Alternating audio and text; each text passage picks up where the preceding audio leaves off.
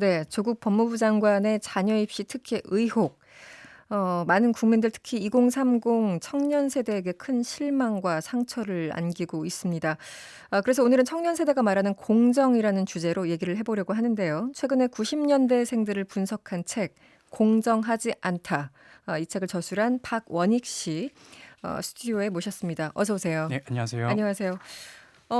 책이 베스트셀러라고 들었습니다. 예, 저도 듣기로는 광화문에서 좀 많이 팔리고 있다고 들었는데요. 광화문에서, 예, 네.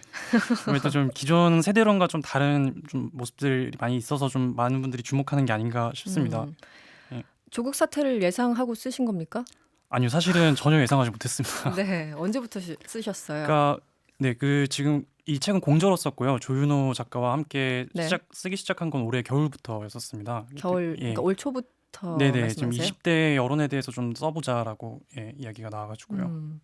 그런데 박원익 씨는 지금 뭐 20대로 보이지만 20대는 아니신 걸로 알고 있고, 네. 왜 20대들의 주목을 하신 겁니까?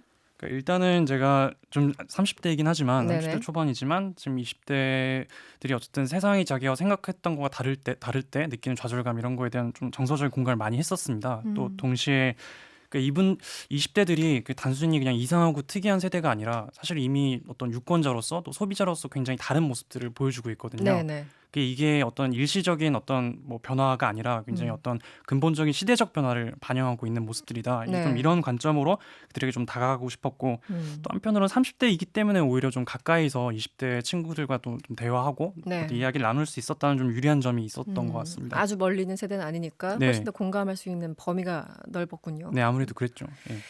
책 제목이 공정하지 않다. 그리고 부제가 90년대생이 원하는 것 이렇게 돼 있습니다.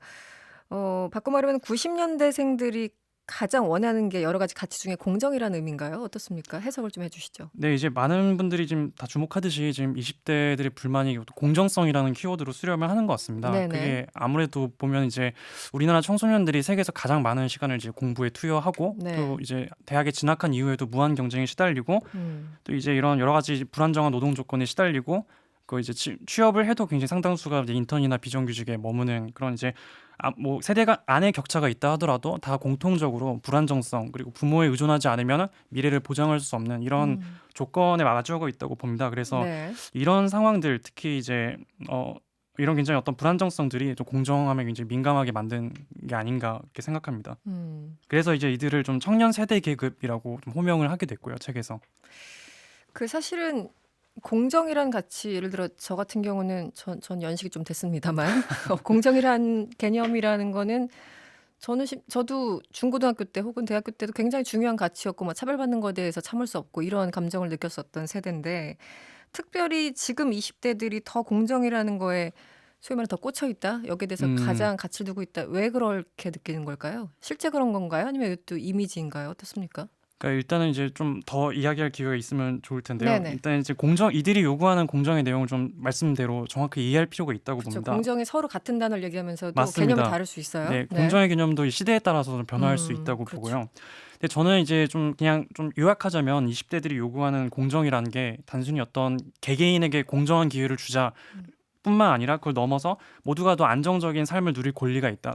모두가 보편적인 어떤 사회적인 안정을 누릴 권리가 있다. 네. 여기 이 두 가지가 동시에 녹아 있다고 보거든요. 그래서 단순히 시험을 더 공정하게 채점해달라 여기에 대해서도 공정함이 필요하다고 느끼지만 네. 또 대학에 가지 않아도 내가 이렇게 쉽게 밑바닥으로 떨어질 위험을 처하지 않았으면 좋겠다. 또 이것도 사실 20대들이 원하는 공정함의 일부인 거거든요. 사회적인 안전망 같은 게 차별받지 네. 않고 우리한테도 적용됐으면 좋겠다라는 그런 네, 의미에서. 맞습니다. 네. 그래서 공통적으로 다들 이제 20대들은 어쨌든 내가 노력한 것 앞에선 나는 떳떳하고 행복해지길 바란다. 이건 모두가 다 아는 사실인데 네. 근데 이건 어떤 개인의 뭐 워라밸이라든가 이런 개인의 라이프 스타일에만 그치는 게 아니라 네. 사실은 개개인이 노력할 수 있는 환경도 보장해달라. 이런 사회적인 혹은 정치적인 변화에 대한 요구로까지 이어질 수 있다는 게 이 네. 책의 관점이거든요. 네네. 그래서 근데 사실 이들의 굉장히 높은 어떻게 보면 기대치, 요구를 수용하지 못하는 어떤 기성 정치에 대한 이들의 불신 이런 것까지 좀 전반적으로 다뤘다고 보시면 될 것 같습니다.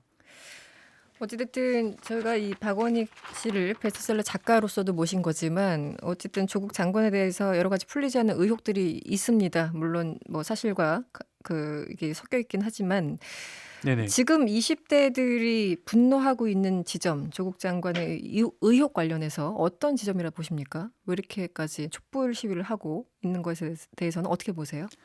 그러니까 일단은 저는 이제 20대들이 뭐 촛불을 든 거는 어쨌든 이제 좀 수도권 대학 네. 중심으로 이루어지긴 했었죠. 근데 네. 저는 이걸 하나의 어떤 시대적 변화로 좀 봐야 한다고 생각을 합니다. 음. 예를 들어서 이제 어쨌든 지금 굉장히 좀 소위 말한 명문대로 네네. 입학했다는 학생들조차도 사실 어떻게 보면 굉장히 불투명하고 좀 이해하기 힘든 그런 입시 제도를 거쳐서 대학에 오게 됐고, 네. 또 이게 이런 경쟁이 사실 입시에서만 끝나는 게 아니라 앞으로 지속될 거고, 또 그 과정에서 굉장히 어쨌든 부모의 배경이라든가 이런 게 많이 작용할 거다라는 걱정들을 많이 해요. 불안감이 그래서 있죠. 네, 그런 불안감들도 사실 이제 소위 말하는 이제 수도권 혹은 명문대 대학생들도 그런 불안에서 자유롭지 않다라는 음. 거를 좀 이번 조국 사태를 통해서 볼 수 있었던 것 같습니다. 네. 지금 뭐 수도권 뭐 하여튼 대학 얘기를 하셨으니까 최근에 흔히 말하는 스카이 대학생들의 집회가 있었잖아요. 네네. 뭐 20대 기득권들 어쨌든 스카이 대학까지 간 학생들 정도면 물론 자기 엄청난 노력과 재능이 있었겠지만 또 부모들의 어떤 그런 보이지 않는 네네. 도움이 있지 않았겠느냐라는 게 또 일반적인 시각이기도 해요. 물론 학교 내에서도 같은 학생들이 서로 다른 조건에서 네, 학교에 맞습니다. 오지만 예. 그럼에도 불구하고 약간 그 사선을 가지고 보는 사람들이 분명히 있거든요. 이런 네. 지점에 대해서 어떻게 보십니까? 물론 이제 그런 문제의식도 있을 수 있다고 보지만, 저는 결코 이제 스카이 학생들이 어쨌든 촛불을 든 걸 자체를 가볍게 볼 일은 아니라고 생각합니다. 왜냐면은 이게 뭘 보여주냐면, 그러니까 이게 어떤 명문대 졸업장만으로는 더 이상 이게 어떤 신분 상승이 보장되지 않는 네. 그런 사회상의 반영이라고 보거든요. 네. 그러니까 예를 들어서 최근에 이제 학벌 없는 사회라는 단체가 네네. 이제 더 이상 이제 학벌만으로 계급 대물림이 되는 시대가 아니다라면서 자진 해산해가지고 굉장히 화제가 된 일이 있었습니다. 아, 네네. 예. 저는 이게 어떤 이제 그 학벌 그 자체보다는 부모의 어떤 뒷배경, 유무형의 자산 이런 것들이 더 중요해지는, 어찌 말하면 소위 말하는 세습자본주의 사회로 지금 우리 사회가 이행하고 있는데, 네. 전 그런 어떤 사회적인 단면들을 지금 이 대학생들이 보여주고 있다, 이렇게 좀 음. 보고 있습니다. 2748번님, 20대라고 다 같은 20대는 아니라고 생각합니다. 지역마다 성별마다 다 생각이 다릅니다. 저희 동네는 조국 장관 이야기에 할 새조차 없습니다. 이런 문자 주셨는데 이런 의견은 어떻게 보세요? 근데 저도 이제 조국 자체에 대한 뭐 찬반에 대해서 굉장히 관심이 있는 분들도 있을 수 있다고 보고요. 네.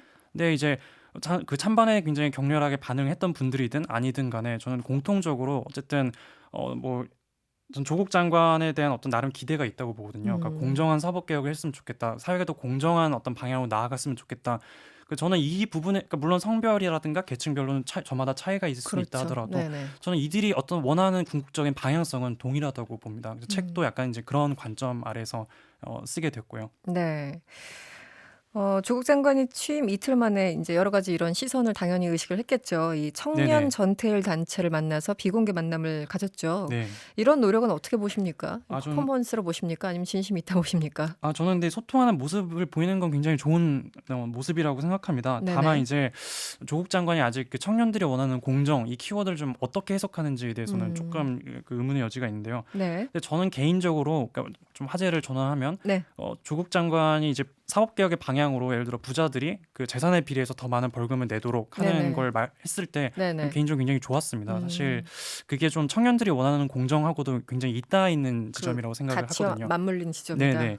그래서 사실은 전 청년들이 원하는 어떤 사법개혁이라는 게 그런 모습이고, 특히 어떤 정권의 어떤 그런 문제라기보다는 예를 들어 버닝썬 사건에서도 굉장히 이제 네네.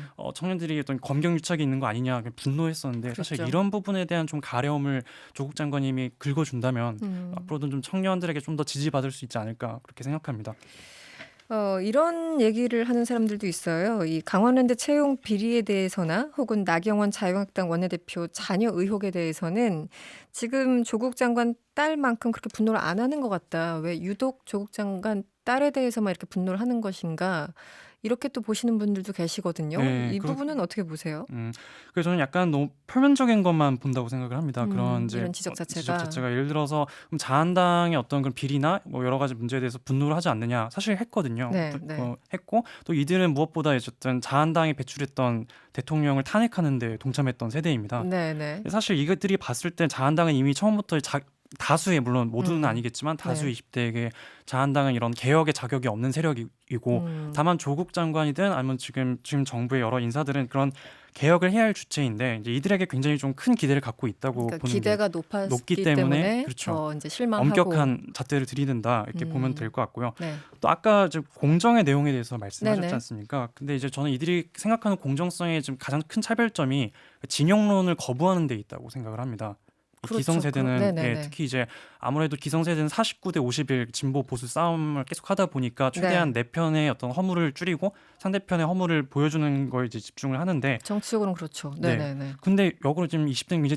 어떻게 보면 이상하게 보일 수도 있지만 오히려 내 편이라고 생각하는 사람에게 더 엄격한 잣대와 일관성을 요구를 하는. 재밌네요. 예. 네. 근데 저는 왜 이렇게 되냐 생각을 해보면 결국 20대들이 결국 자신들의 가치관, 자신들의 잣대가 주류와 다수를 점할 거라는 굉장히 자신감을 갖고서 행동을 하는 거라고 보고 있습니다. 그래서 이들의 좀 변화된 가치관을 좀 사회가 좀 제대로 봐야지 않을까. 네, 저는 이렇게 보고 있습니다. 지금 30대 나이를 물어봐서 죄송한데 30대 초반이라 그러셨죠? 네네.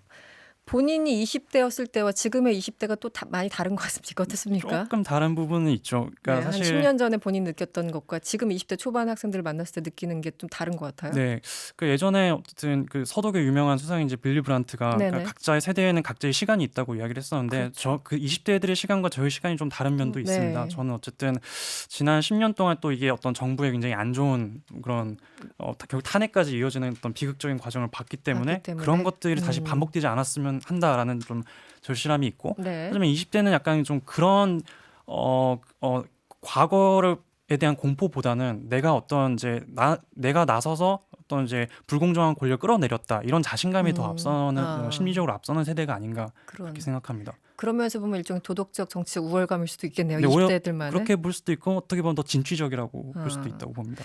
네, 마지막 질문일 것 같은데요. 그래서 책을 쓰셨잖아요. 공정하지 않다. 네네. 책에 해결책이 들어 있습니까? 그러니까 이게 뭐 아주 단순한 뭐 간단한 해결책은 아니겠지만 근데 이런 건 있습니다. 그러니까 그 이들이 어쨌든 기회 공정을 이야기를 할 때 기성세대는 자칫하면 이거를 그냥 좀 입시 제도를 좀 공정하게 만들자, 시험을 더 공정하게 만들자 이렇게 굉장히 협소하게 받아들일 수도 있다고 생각을 하는데요. 네네. 근데 저는 그런 차원의 문제가 아니라고 봐요. 20대들이 지금 불만을 느끼는 지점은 그런 어떤 아주 그런 부차적인 문제들이 아니라 세습 자본주의 문제라고 보거든요. 그러니까 아무리 입시를 공정하게 해도 결국 어떤 부모를 만나느냐에 따라서 처음부터 정보의 격차가 너무 많이 나는 사실상 그런 계급화되는 세습 자본주의에 대한 문제 제기라고 보고 네. 그렇기 때문에 오히려 저는 이들이 뭐 부동산 개혁이라든가 재벌 개혁이라든가 아니면 좀 조세 개혁 이런 것들에 대해서 굉장히 좀 강력한 지지를 또 보낼 수 있는 세대라고 봅니다. 그래서 이 책에서는 어쨌든 계속 반복하는 이야기가 결국 최종 보스가 누구인지를 직시하자 이 이야기를 계속 하거든요. 네. 왜냐하면 저희들은 어쨌든 경제적인 20대가 아무리 서로 처한 환경이 성별마다 다 달라 계층별로 다르다 하더라도 네. 경제적 불공정이나 네. 불평등의 문제 제일 핵심적이고 이제 여기에 대해서 어쨌든 서로 지혜를 모으고 또 이제 기성세대도 이들이 생각하는 이제 공정이 뭔지에 대해서 귀를 기울여야 한다 이런 이제 알겠습니다. 그런 이야기를 하고 있습니다. 9639번님 기성세대가 청년세대를 잘 몰랐던 것 같아요. 공정이란 가치에 대한 정의를 함께 고민해봐야 될 것 같습니다. 이런 문자 주셨고요. 지금까지 박원익 씨였습니다. 오늘 고맙습니다. 네, 감사합니다. 여러분의 퇴근길을 꽉 채워드립니다. 평일 저녁 6시 5분 이승원의 세계는 그리고 우리는